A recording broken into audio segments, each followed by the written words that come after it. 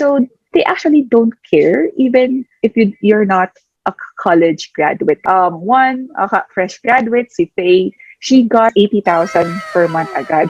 Then meron din kaming 13th month pay, meaning Hi guys! Welcome back to my channel. So it's your girl, Lancetti. So for today's video, we will be talking about ang pagiging virtual assistant. But not just any type of virtual assistant.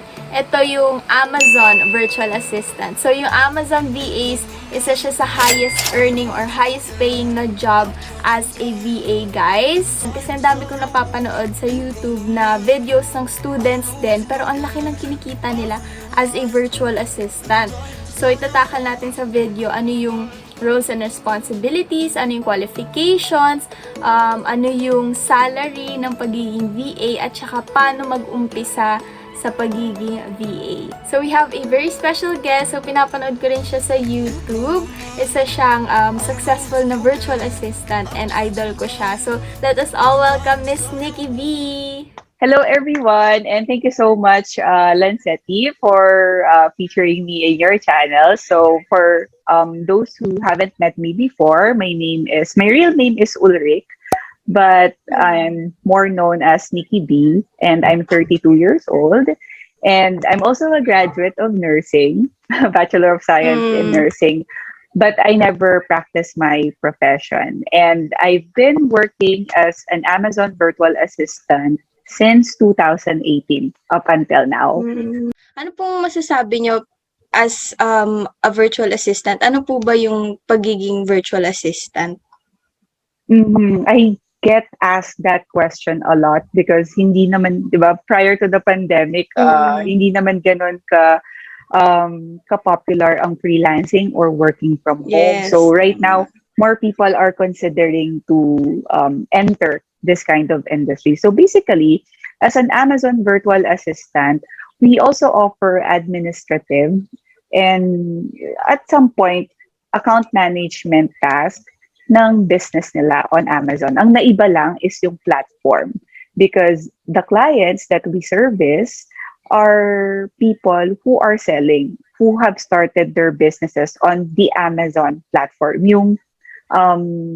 Yung finound ni Jeff Bezos, what we do there is marami kaming pwedeng maging role as an Amazon virtual assistant. Like in my end, generalist ako before.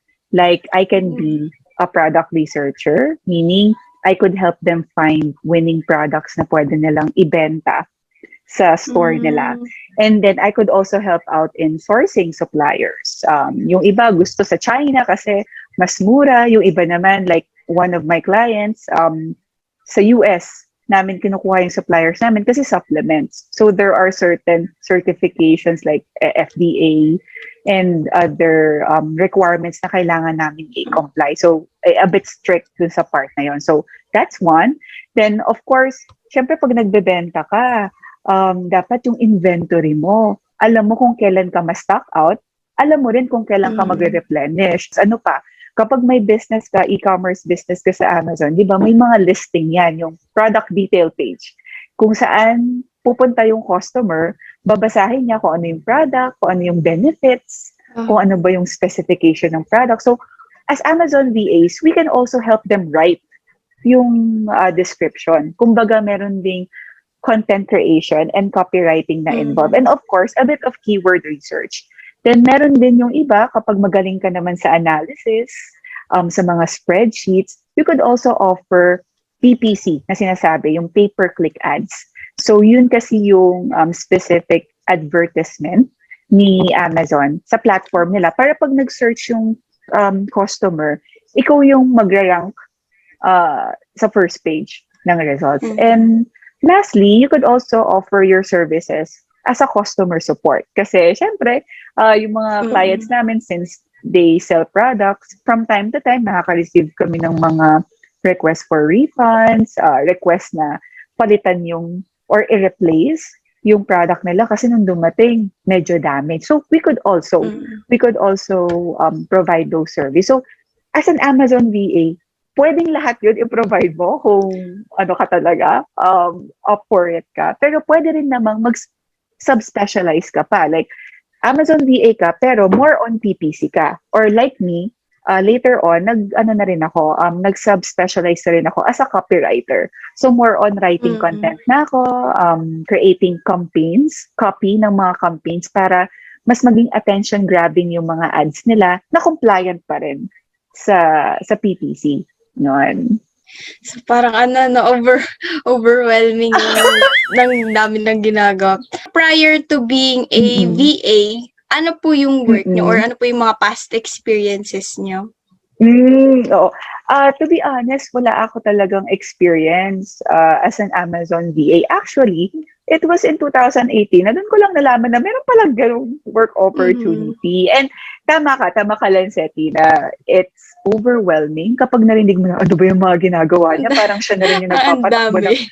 business, di ba? Oo, pero hindi naman siya yung pag hinar ka ng client, isang bagsak, ibibigay sa'yo. No, I Mm. started with customer support up until nakuha ko yung trust ng client ko. Kasi syempre, if you do a good job with the little or simple tasks given to you, na-earn mo yung trust ng client mo to give you more impactful tasks na mas magkakaroon ng effect or benefit sa business niya. So later on, nag-grow ako from customer support up until I became their director for business Director. development. Pero prior to that, wala talaga akong experience. Like, nasabi ko nga, I was a Experience. graduate of nursing, Mm. pero hindi ko na, tinake ko lang yung license. I got my license, but I never practiced.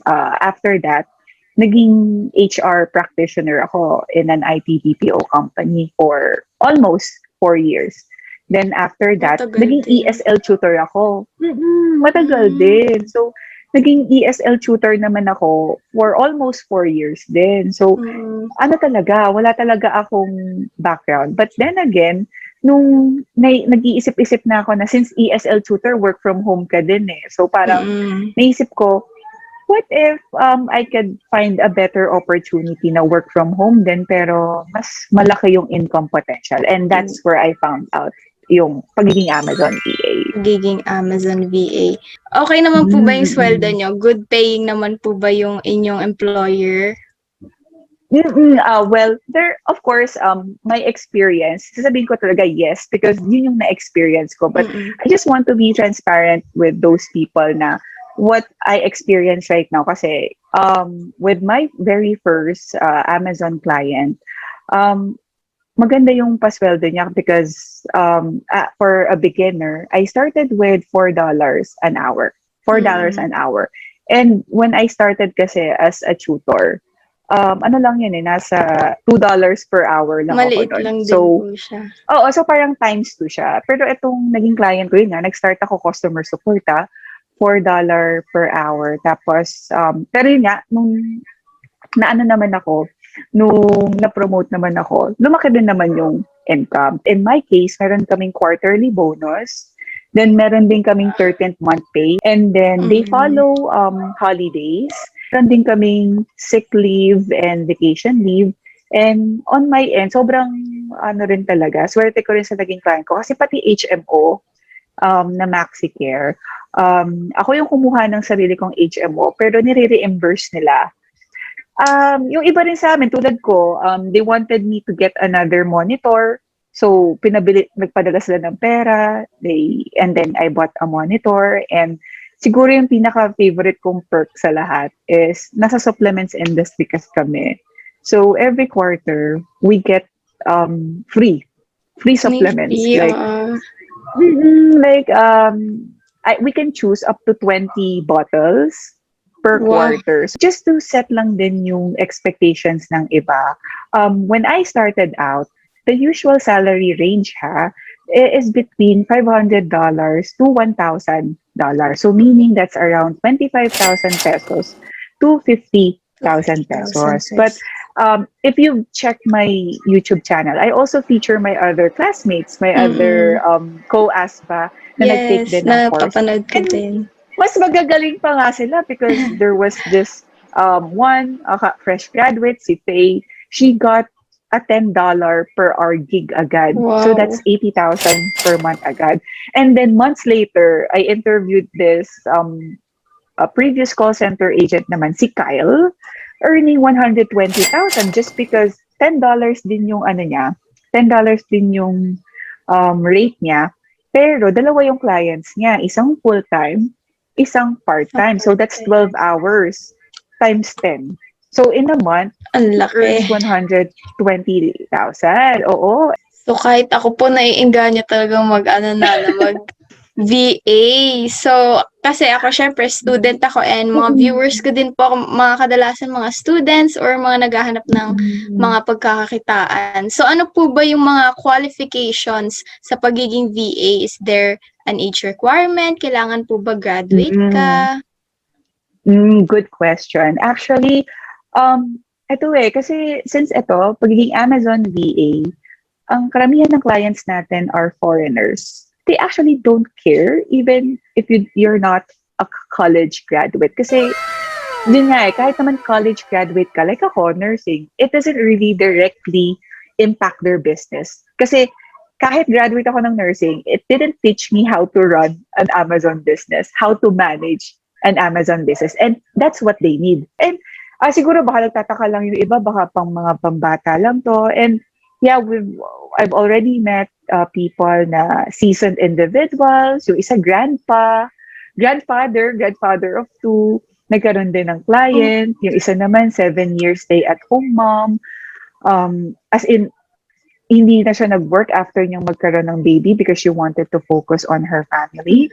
But then, after taking the same course that I took, before, as bawin siya, ngayon nag-iisa na siya sa mga coaches sa loob ng community namin. If you have something, if you have a skill like me, writing skill, I could help them create product detail page na mapapabili. So, ganon, if you have something, number one, if you have a skill that can help in their Amazon business, that's a plus. Number two, computer literacy, because yes, virtual tayo so there's no way for you to help your clients but through online, through computer. So hindi naman kailangan super techy ka. Yung iba kasi mga clients, yung iba doon, sila yung nagte-train sa mismong VAs nila. So wag kayong mag-alala kung sa tingin nyo wala kayong training pero willing naman silang mag-train. Okay yon. Basta you're willing to learn and open ka, trainable ka, coachable ka. So that's a huge plus.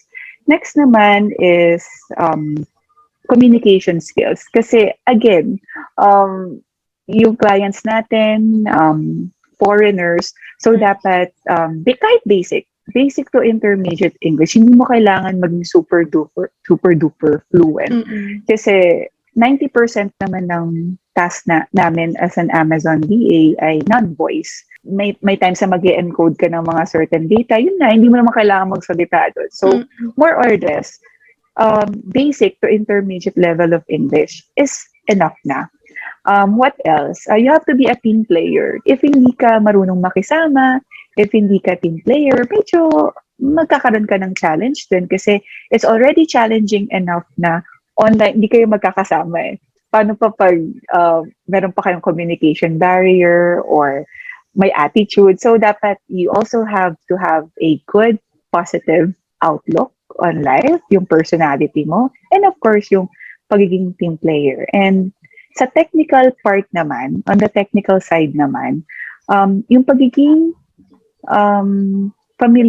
yung familiarity sa Amazon seller dashboard or sa policies ni Amazon is not required kasi pwede mo namang matutunan yun eventually, but it's going to be an edge, your competitive edge over other candidates. If you're familiar with Amazon policies, that's a huge advantage for you. Pero hindi naman siya required. Pangalawa, of course, computer. You must have a working desktop or laptop, pero hindi naman kailangan super high-end. Lagi ko nga sinasabi, you could start with i3, with i5, or kahit nga yung kung may mahihiraman kayo, start with there muna kasi mas madaling mag-upgrade later on kapag may client na. And lastly, sa internet naman, okay lang yung prepaid, okay lang yung wifi, okay din kung line kasi mas stable. Pero kasi yun nga, lagi ko namang sinasabi, non-voice naman yung work natin. So hindi naman kailangan naka-video ka at tuloy-tuloy yung internet. Pero lagi ko lang sinasabi kapag interview mo with client, make sure na stable yung internet mo. Kasi if sa interview pa lang, choppy na yung line mo, it could give them a negative impression na, ay shucks, choppy yung internet. Baka ang isipin nila, baka maging issue yun sa'yo at hindi ka In the long makadeliver on run. time. Di ba? Oo, Ah. na mamaya-maya, lagi mong gagawing excuse na walang internet or mabagal internet, kaya hindi mo matatapos yung task mo. Because at the end of the day, considerate naman yung client. Pero syempre, ang gusto nila is to get their money's worth na syempre, binabayaran ka nila. So, dapat they should also get the value and the quality that they expect from you. So, as of now, yun lang naman yung nakikita kong talagang requirements. And with the skills, yun nga yung mga sinabi ko kanina na ultimo nga lolo, tapos ultimo stay-at-home mom for 7 years, natutunan siya. So, yung mga skills na yun, yung mga sinabi ko, kaya talaga siyang matutunan if you're willing to learn. Tama. So, tulad nga ng sabi ni Miss Nikki, itong qualifications, pwede mo siyang matutunan along the way di ba? And I think favorable talaga siya to most people right now kasi madalas, ang tao meron ng laptop, may mobile phone na, pero syempre, we still need a little bit more guide if we want to be a successful VA. So, Miss Nikki, did you take up any class or, I mean, how did you learn all of this? Okay. So actually, I had two ways. I had two ways na I learned from. So una, nag-DIY din ako like everyone else because hello, free information, internet, everything you can see online. Pero the thing is, na-overwhelm ako saka walang structure. Kumbaga, may makukuha akong valuable information in one video, pero kulang. Pag may na-encounter akong challenge, hindi na niya masasagot or iba yung sasagot pero medyo inconsistent siya sa sinabi nung umpisa. So, doon ako nagkakaroon ng confusion. So, doon ko naisip na maybe I needed help and that's when I found yung masterclass ni Coach Lish Aquino, yung Amazon Seller Virtual Assistant Coach Masterclass Lish. or the ASVA. At 29 years old, I felt na hindi fulfilling yung ginagawa ko, na yung wala pa ako nahi-hit sa mga goals ko. Wala pa akong pambili ng bahay, di pa ako nakaipon ng certain amount na I felt left out. So parang sabi ko, maybe it's time na I consider mentorship or enrolling in a course na magbibigay sa akin ng know-how on how I can be a successful freelancer. I took the leap of faith and actually today yon, July 27 ngayon. So July 27 ako nag-enroll nung 2018. So parang third year anniversary ko ngayon as Memorable an day ASVA. talaga. Oo, memorable day kasi tanda ko pa noon eh. Una kong message kay Coach Lish noon. As in, first message ko sa kanya to sa FB, walang kaabog-abog. Hi, Miss Lish. I have already sent my payment to the ASVA Masterclass. Thank you. Tapos sinunod ko lang yung screenshot. Wala kaabog-abog na. Ganun lang talaga yung message ko. And not knowing na, 6 weeks later, kasi 8 weeks yung course. 8 weeks yung course na yon talaga na may mga video tutorials, tapos may masterminds kami every week. Tapos may mga assignments din na kailangan naming i-practice yung mga natutunan namin para, yun nga naman, para pag lumabas kami at na-interview, alam namin kung ano yung isasagot namin. Kumbaga may explain kami na naintindihan namin sa masterclass.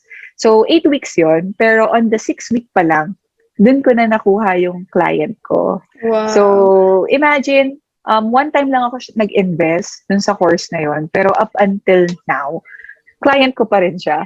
So, hindi lang ako nag-ROI, pero nagkaroon ako talaga ng stable livelihood na pagkukunin ko ng income every single month. And the great thing about that, to be honest, is it's not just the video tutorials, but the community. Sometimes, when you're feeling down, tas makikita mo yung mga wins ng mga kasama mo sa loob, nagsishare din kasi sila ng mga success stories nila. Pag may mga tanong din ako, may mga challenges din ako. Siyempre, hindi naman yung porket nag-aral ka, tapos nagka-client ka, alam mo na lahat. it's always, I would go back to the community and ask questions there. Parang ang laking tulong talaga nitong Amazon Nation na sinasabi niyo, no? So, could you give us a little more info about it, Miss Nikki? Oh, okay. So, si Amazon Nation is the company founded by our CEO and founder, Coach Lish Aquino. So, si Coach Lish kasi, 10 years siyang naging Amazon VA. Imagine, 10 years. And nag-start din siya sa mababa na $2 per hour until she worked her way up na nag-charge siya ng $15 to $20. And later on, naging Amazon seller na siya kasi nakita niya yung potential, yung income potential ng business. So basically, Amazon Nation has 2 master classes. Yung isa, kung paano ka maging Amazon seller, yung magbebenta ka ng product, yung maglalabas ka ng kapital at magbebenta ka sa Amazon. And the other one is the one that I took, which is the ASVA masterclass, na kung hindi mo naman gusto maging business person, entrepreneur, pwede ka naman maging VA sa mga entrepreneurs na yon. Yun nga, yung pagiging Amazon virtual assistant. So, ang maganda kasi doon is si Amazon Nation, grabe yung growth nung community. Nung nag-start ako nung batch B, 2018, wala, na siguro mga nasa 100 people lang kami or less. So, konti lang kami, tapos medyo tahimik pa yung Facebook group namin noon. Pero ngayon, nasa 5,000 plus na kami. Grabe. And dati, nag-start lang yan sa 3 coaches, 3 or 4 coaches. Ngayon, nasa 18 na yung coaches kasi they make sure na walang mamimiss na questions na if you need help, they will make sure na may sasagot. Kung hindi man alam karawa ako, kung hindi ko alam yung sagot, nagtatag ako ng mga tao na, oy, baka alam nyo, ganito. So, talaga siya, napaka-collaborative ng nature, ng community. And natutuwa lang ako kasi you can share your wins, your victories inside the group without worrying if bragging ba siya or arrogante ka bang lalo. Kasi parang may mga ganun, parang ayoko mag-share kasi baka sabihin, yabang ko naman. But we highly encourage na di i-share mo kasi you don't know who you inspire. Iba-ibang story, iba-ibang journey. Hindi naman to paunahan eh. But ang nananalo talaga is kung sino yung mag-stick enough in the game up until it works for you. So, ako, as early as now, sinasabi ko, this is not for you if iniisip mo na get rich quick scheme to, na porket nag-aral ka, magkakaroon ka agad ng client agad-agad. No, they're just giving you the tools. Tuturuan ka lang ni Amazon Nation paano ayusin yung resume mo, kung ano yung skills na kailangan mong matutunan para maibahagi mo yung sa client mo. Pero at the end of the day, ikaw pa rin yung mag-reach out sa client, ikaw pa rin yung a-attend ng interviews, and ikaw pa rin talaga yung magte-take ng action. So, ang dami pong na-share ni Miss Nikki about dun sa masterclass ni Coach Lish, no? Besides that po, I heard that the ASVA Masterclass has this partnership with Multiply Me. So, could you explain po further, ano po yung sa Multiply Me? Okay, yes. Si Multiply Me is actually an agency, a VA agency. So, iba-iba yung clients nila. May mga coaches, may mga e-com business din, part din nun, mga Amazon sellers. So, from time to time, they also have openings na naghahanap sila ng Amazon VAs. So the thing with our partnership is that since since trained na kami, since alam na namin yung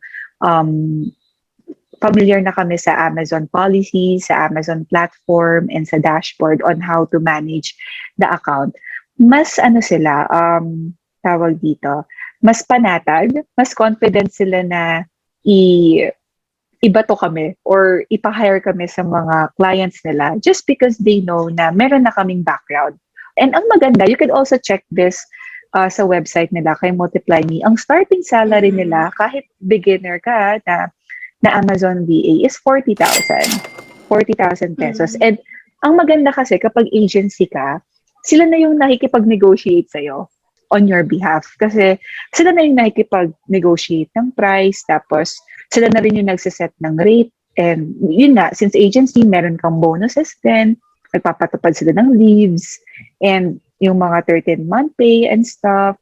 Yun yung partnership namin with Multiply Me. So yun, thank you so much for the information and for sharing what is Amazon Nation, Miss Nikki, and digging into what is a virtual assistant. So sobrang thank you po. So why don't you, Miss Nikki, encourage po my viewers, kasi malamang po meron at meron magtatry din yan, to join the Amazon Nation.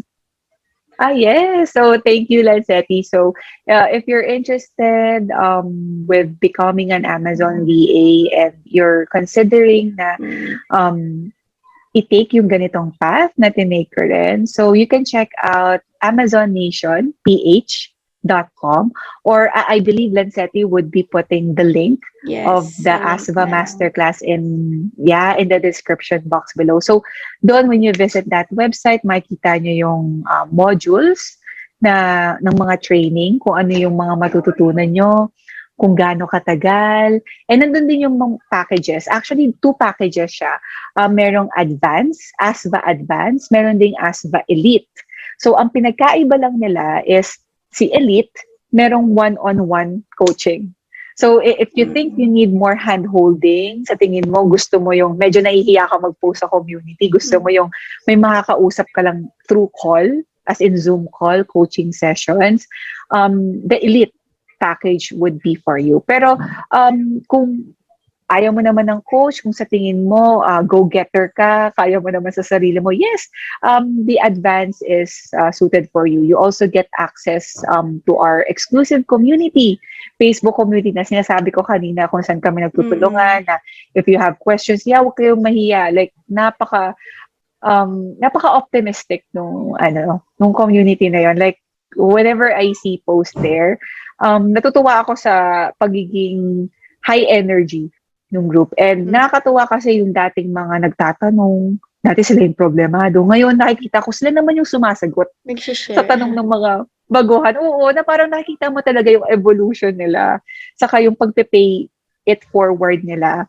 Dahil natulungan sila nung masterclass, ngayon naman, it's their time to help out their juniors, di ba? Yung mga junior aspects. Sila yung mga seniors, mga senpai, gano'n. So, yeah, again, check the link in the description box below. And meron ding, si Amazon Nation, meron din siyang YouTube channel. So, makikita nyo rin din yung iba't ibang success stories, and may mga free content din, and strategical webinars and content na pwede nyong i-apply, yung free content na yun, to help you get started. Thank you so much, Miss Nikki. Also, visit her channel din, guys. Meron din siyang YouTube channel. Lalagay ko na lang din po yung link sa ating description box. So, thank you, Miss Nikki. Thank you, everyone. And I hope you learned a thing or two. Till next time. Bye. So, ang dami kong natutunan kay Miss Nikki B, no? I hope you guys din, madami din kayo natutunan. And if you want to start where Miss Nikki B started, doon sa masterclass, you guys can visit the link in the description box. I believe na a little investment goes a long way. Tulad no kay Miss Nikki B, no? Nag-invest lang siya dito sa masterclass na to. Look at her now. So, successful na VA na siya. That's all for my video, guys. Thank you so much for watching. Remember to give this video a thumbs up and subscribe to my channel. So, that's all, guys. Bye!